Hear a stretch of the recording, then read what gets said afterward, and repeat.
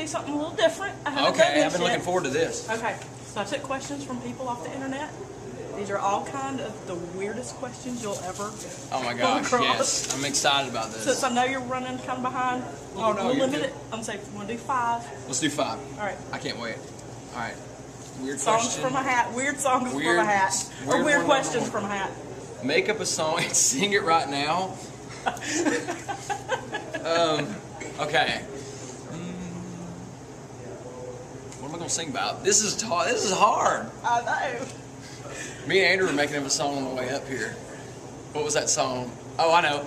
Riding in the truck for 13 hours, riding in the truck all day. Hey, riding in the truck for 13 hours, let's ride some more. What do you say?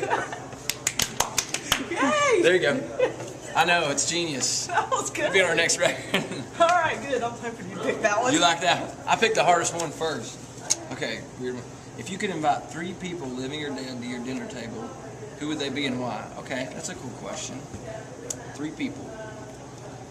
Well, I've always wanted to meet Garth, obviously, growing up loving his music so much. And that would be, I would love to, like, he's such a good marketing mind, you know, and just the way he treats his fans and the way he interacts. I would love to just sit down and have a conversation with him. So that'd be one.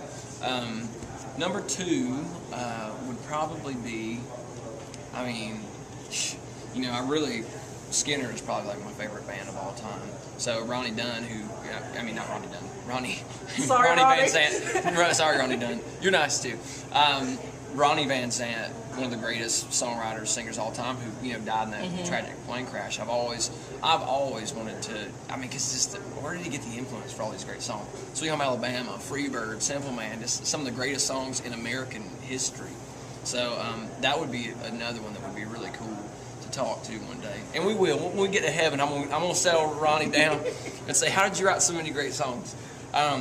Number 3, this one, not to be heavy, but my grandma passed away when I was 9 years old, and I would love to just sit down and have one more meal with my grandma. And if it was, I'd like to have her cook it. I was going to ask if you'd rather have her cook it. Yeah. Somehow I would rather have mine cook it. Yeah, my grandma was one of the sweetest ladies, and one who really pushed me to get to where I am today. She was the first one that ever put me on stage. I remember being a little kid in my church, and her wanting me to get up and sing a song, and that being just, I was so nervous, just shaking. And I remember getting past that first note and singing in church is a whole lot different than singing. Well, to me, it's even more nerve-wracking because it's just a whole different platform. Yeah. To be up there singing, not only in front of people, but the good Lord's looking down on you. And it's That's a good your biggest feeling. audience right there. Exactly. So I mean, that was a really nerve-wracking experience. But once I sang the first note, I was like, man, this is fun. I want to do this some more. So my grandma Scarlett was a big reason of me getting here, and I'd love to see her again one day. I know I will one day. You will. Mm-hmm. Not to get heavy on you. Not at all. Okay. The loudest and most obnoxiously you've ever laughed was when.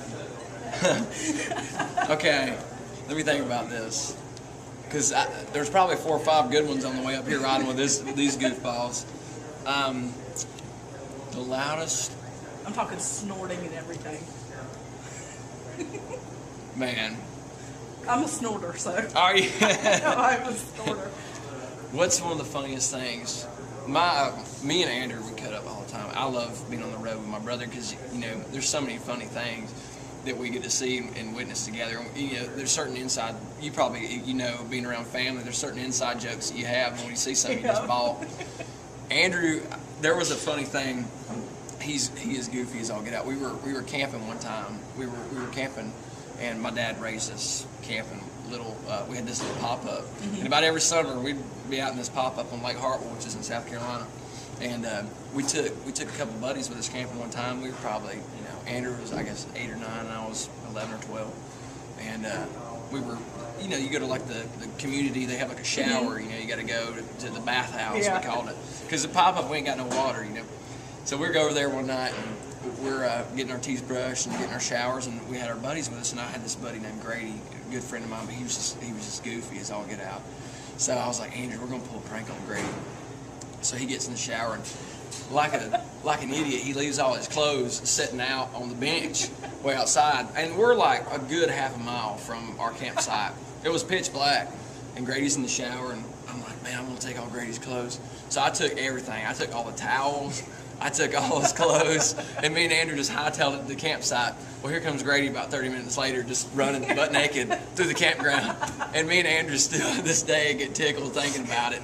I mean, it was just one of those things. It was a mean prank, I know, but he got me back later for it. So That was great. poor Grady. I'm sorry, Grady. That was funny. That's good. All right, let me see. What are we on 4? Yeah, this is 4. If you had to spend one day as someone of the opposite sex for a day, who would you be and why? This is easy. Katy Perry.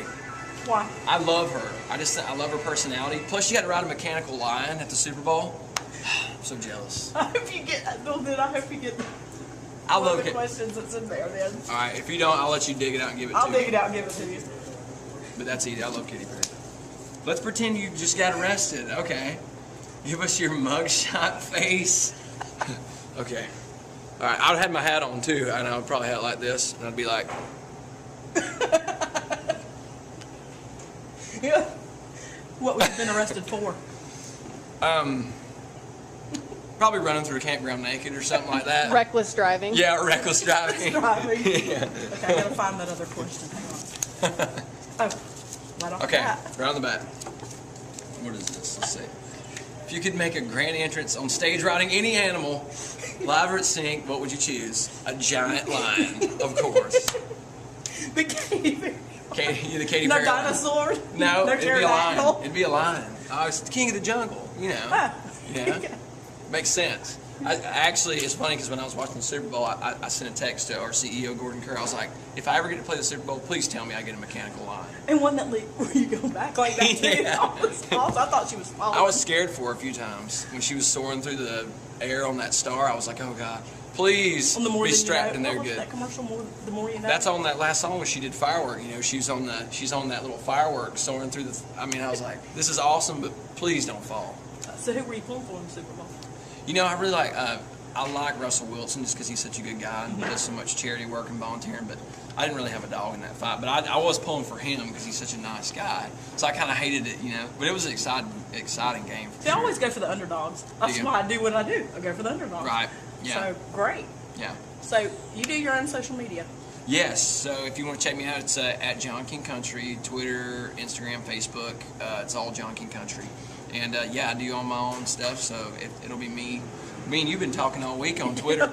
We're new Twitter buddies. We're friends now. Yeah, I love it though, man, because it's just a great way to connect with the fans one-on-one. And, you know, the closer you can get to your fan base, I think the better. Kind of cuts out that middle person. Exactly, and I mean, you know, the whole thing is I want them to know who I am and you know, get an inside look. And what better way than just talking to them, you know, and communicating. So hit me up on there. We just found out a lot about you tonight. Yeah, you did. Yeah. Well, thanks for taking time out. You're so Let's welcome. go down, get Thank you. started, and look But forward to hearing the sound check. I sure appreciate you hanging out with us and driving 3 hours. Absolutely. I'm flat. I'll do it again.